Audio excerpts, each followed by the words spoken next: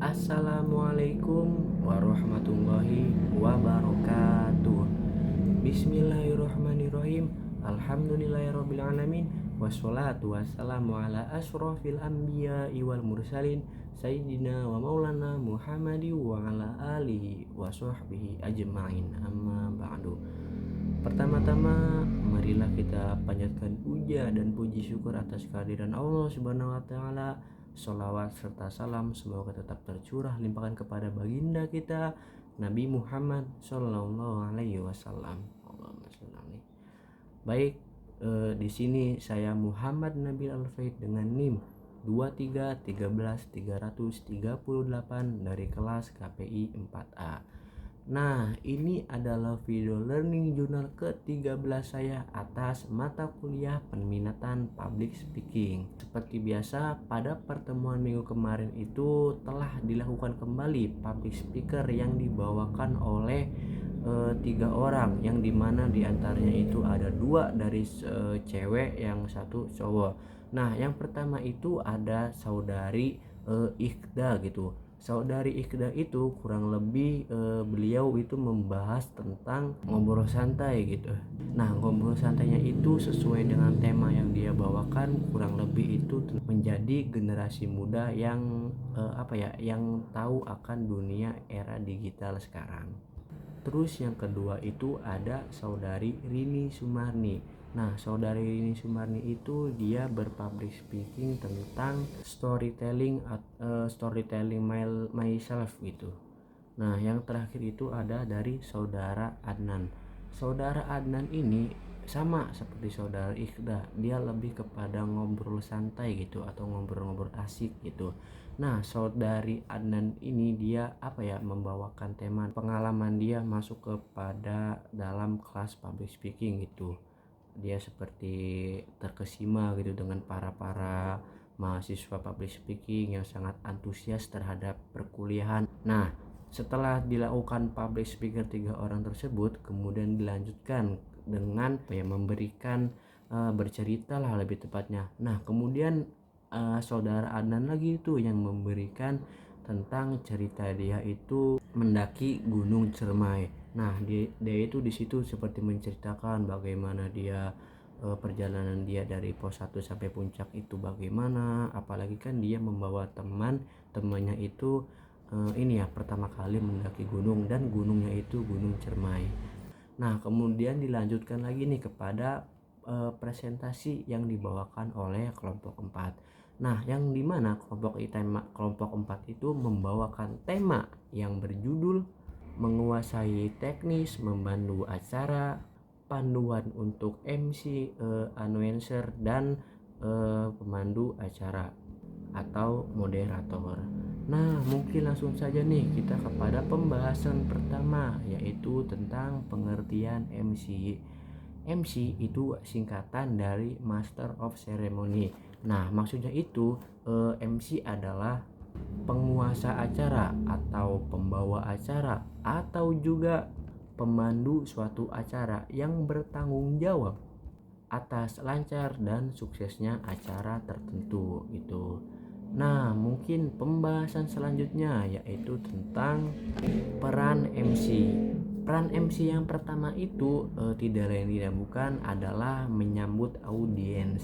Terus yang kedua itu memperkenalkan pembicara.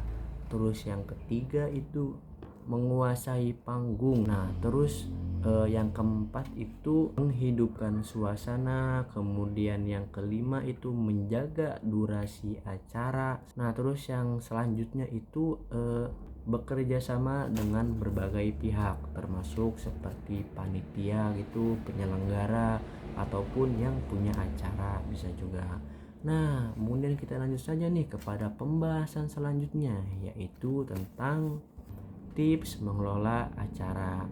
Nah, tips yang pertama itu ada bentukan tujuan acara. Terus yang kedua itu ada buat rencana yang terperinci. Kemudian yang ketiga itu pilih lokasi yang tepat. Kemudian yang keempat itu atur anggaran dengan bijak. Kemudian yang kelima itu manajemen waktu yang efektif, kemudian yang keenam itu pilih vendor yang tepat, kemudian yang ketujuh itu promosikan acara dengan efektif, kemudian yang kedelapan itu persiapkan rencana cadangan atau plan B gitu ya biasa kita sebutnya. Kemudian yang keberapa tadi, yang kesembilan ya, yang kesembilan itu libatkan tim yang kompeten, kemudian yang terakhir atau yang ke-10 itu evaluasi pasca acara atau evaluasi setelah acara itu selesai gitu.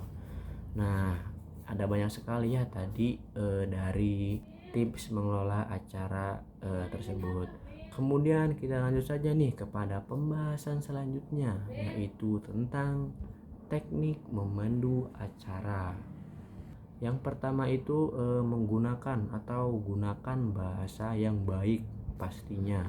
Terus yang kedua itu memberikan pembuka dulu, terus dilanjut dengan isi, kemudian itu ditutup dengan penutup, tidak lain tidak bukan. Nah, kemudian yang ketiga itu bawakan sesi diskusi yang menarik. Nah, mungkin untuk mempersingkat waktu, kita lanjut saja nih kepada pembahasan selanjutnya, yaitu tentang cara membangun koneksi dengan audiens.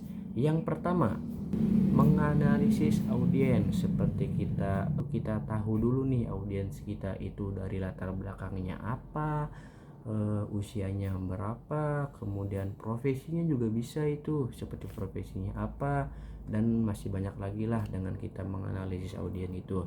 Terus yang kedua itu menggunakan kata ganti yang inklusif. Kemudian yang ketiga, merujuk pada kebutuhan saat sekarang dari audiens Anda gitu.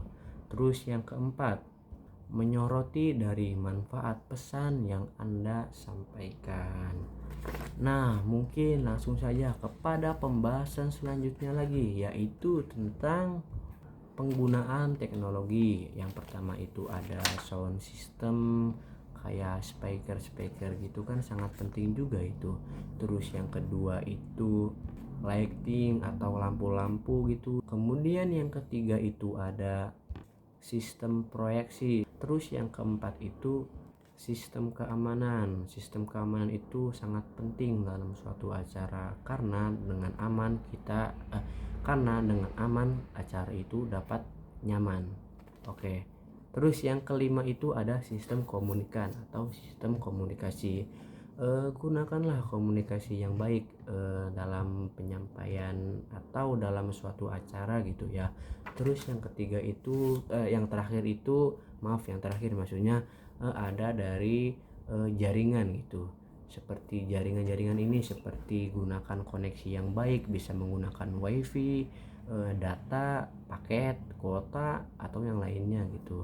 Nah, mungkin langsung saja kita lanjut kepada pembahasan selanjutnya, yaitu tentang komunikasi efektif, komunikasi verbal dan komunikasi non-verbal yang efektif.